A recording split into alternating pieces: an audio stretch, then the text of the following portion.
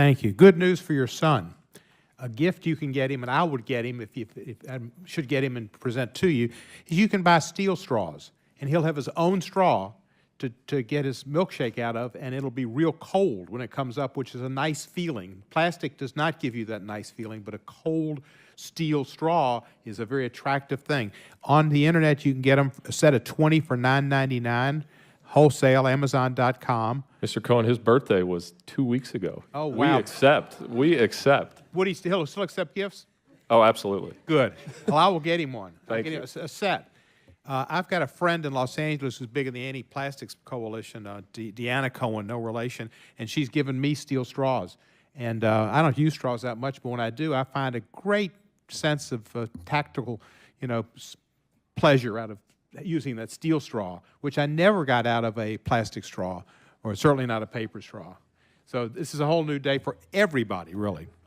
Now, I would like to ask Mr. Is it Bovin? Last year, I had a bill which passed the House that said we would not use plastic straws in the cafeterias, and it passed.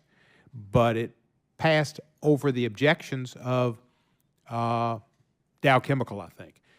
There was a congressman that worked for Dow, represented Dow, et cetera, got a lot of money from Dow, and he worked against it and wanted to water it down. Why can't Dow come up with something that is good for the environment rather than things that are bad for the environment and work against us making the environment better?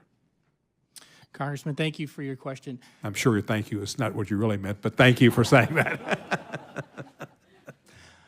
I'm not an expert in the policy side or familiar with the discussion that you're talking about, but we can have our D.C. office get back to you and address that question. Well, that'd be all right, I guess. But, I think we're changing our policies, and we ought to be changed. Like right now, there's a whole bunch of plastic bottles with water out there. We really shouldn't be using plastic bottles with water. And I brought it in, and all of a sudden I thought, what are we doing? Now, we've got these cups here. This is great. But we ought to be carrying around our own and pouring water into them from the sink. Potomac water is fine. I second that motion. And exactly. Good work, Brad. And just not using plastic as much as we can. It's reduce, recycle, and reuse. Well, reduce, and that's what we got to do because it is getting in the water, and animals are dying. They found whales with tons of plastic in their gut, and they think it related to their deaths. And there's all kind of sea life that is being just killed because of plastic pollutions in the oceans. So we need to stop using plastic as much as we can. Dr. Menon, do you have any ideas on how we can maybe create or use paper as something else, anything other than plastic? I know this is made of plastic, but this is reuse. Mr. Cohen, thank you very much for the question. I do not offhand know of a material that would replace plastic so easily. It exists because of the availability, the ease, and all the versatility.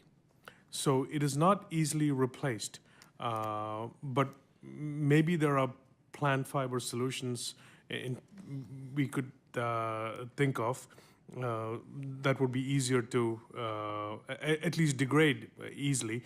But I would like to make a comment regarding one of the statements you made. So in the Mariana Trench, which is deeper than Everest is tall, every animal species found had plastic in their guts.